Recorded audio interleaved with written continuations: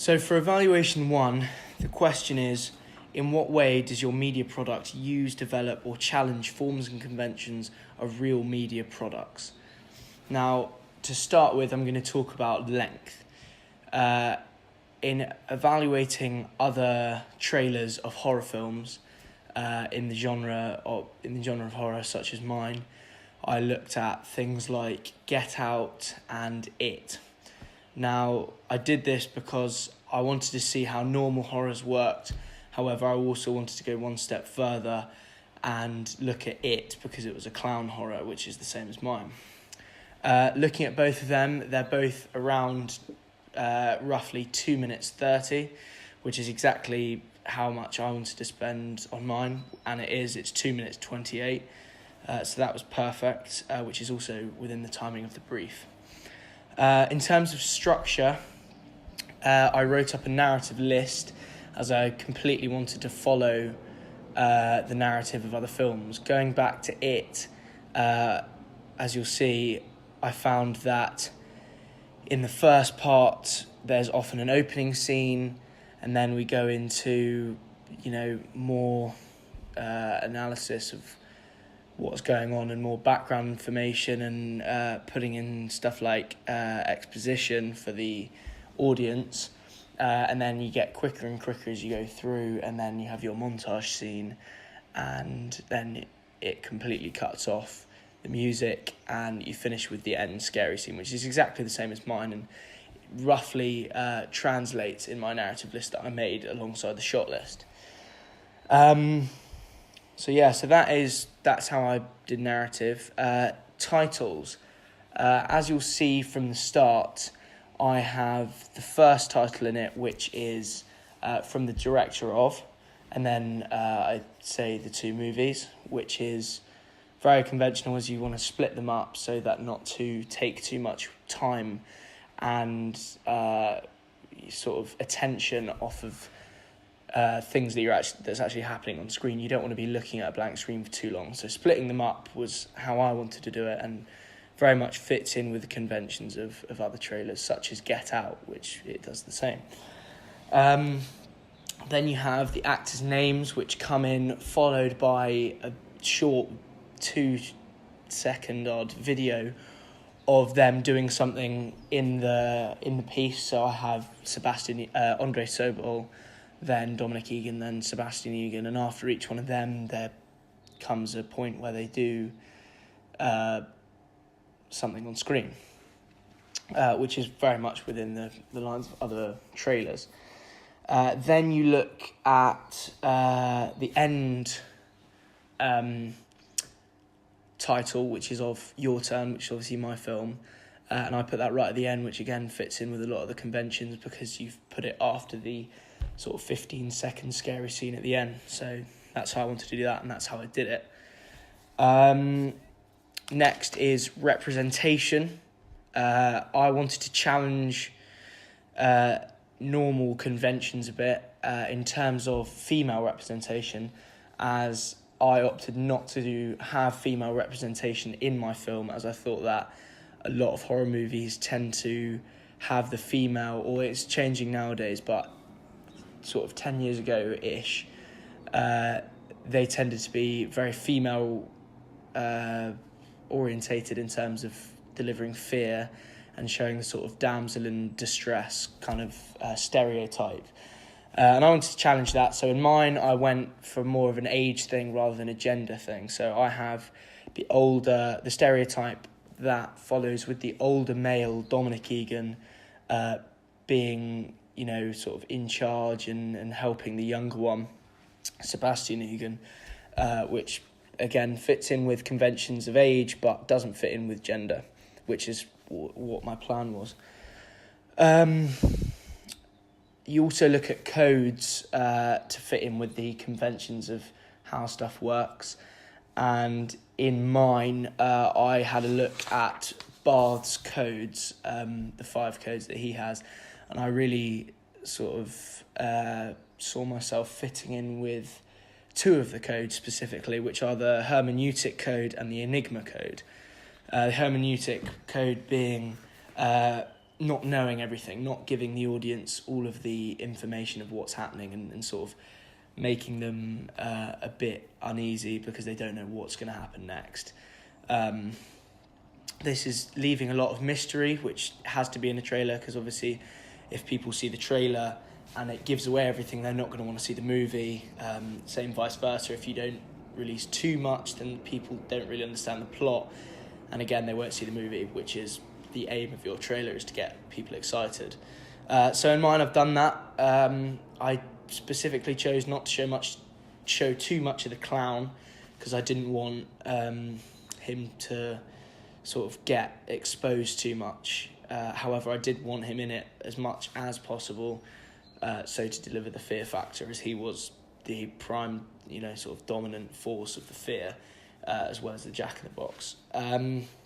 And also the Enigma code, which is similar in terms of the way it works. It's all about tension building up in the trailer, in that you want to get the audience guessing what's happening next. You want to get them to sort of start to have a feel of what's going to happen without them knowing, and then you put in a twist, or you put in what you think you should put in.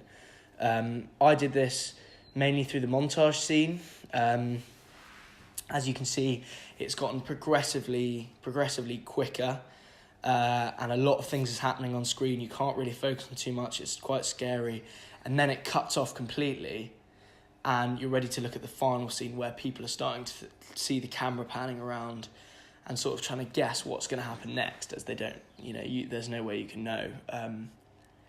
And then that's when it delivers the final scary bit. So that was used specifically for that. So they're the codes that I used. In terms of narrative, you want to have sort of exposition, as I said before, the hook, stuff like that, that's going to sort of drive the plot line in the trailer in order to make people understand. So in terms of exposition, I implemented Dominic Egan and Sebastian Egan talking to each other. However, I didn't show them talking. It was a voiceover over the start of the montage scene, when it starts to quicken up. So that gives people, it also goes in with the codes. However, it can also suggest to the audience, it tells the audience that Dom basically thinks that something wrong is happening in the house, and that challenges the stereotype a bit more, because it's Dom, the older boy, showing fear, and the younger boy sort of saying, I think you're going a bit crazy. So that shows the exposition, in that it completely lets the audience know that both boys are, or at least one of the boys is sort of a bit scared of the house, and something's going on, which again fits in with the conventions of something like It, where you see the younger children, the 5 children around, talking about how they think they've seen a clown, and doing their background research in the library, and where the red balloon goes behind the little boy is doing his research on the clown. So that's how I wanted to implement that, and that's how I did it. In terms of things like the hook, I used the older boy going up to the attic and getting hit in the head by presumably something that was thrown by the clown, which is supposed to be what people presume.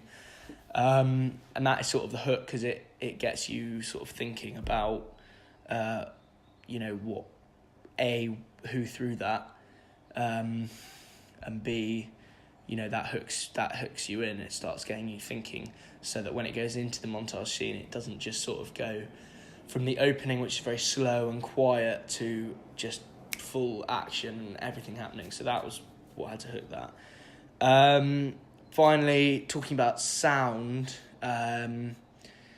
it was very important that I sort of used it to my advantage, because that, in my opinion, delivers all the fear. Without any music, there's no jump scares for sure.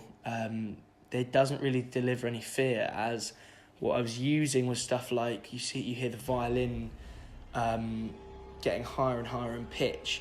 The audience knows that in every single trailer there is for horror, there's always a building up of violin before it gets to the jump scare, and it really puts you on edge. And whether it's a false jump scare or a real jump scare, it does work. So that was important. Also getting the right bass drum noise. to fit in with how a real one would work. So looking at different things like The Conjuring, where you can see throughout the trailer there is really set jump scares and really set sounds that are supposed to deliver the full fear factor to the audience, as well as having your own sort of method of consistency in the sounds. Otherwise, the audience gets a bit confused why. Also on sound, there's the montage scene, which I used a specific soundtrack for that, which I needed. The speed picks up, however the sound also picks up to aid that, so that you can see the gradual sort of crescendo of it, rather than just throwing it out there and just bang straight away. Moving on to my ancillary tasks. The first one is the poster. In this one, I studied, again, which has the poster of little boy Georgie, who is up holding a balloon with Pennywise the clown behind him. I really took inspiration from this because it was very much, conventional in terms of how it works. It's not too much exposition and exposure to the clown or the protagonist, which is the same as in mine. It's blurred face. It's the theme is sort of, he's wearing his costume and it's quite scary. However, you keep some sort of sense of not really knowing who it is or what his face looks like, because then it either gets rid of the fear or it increases the fear. Titles, also the consistency in the font, in the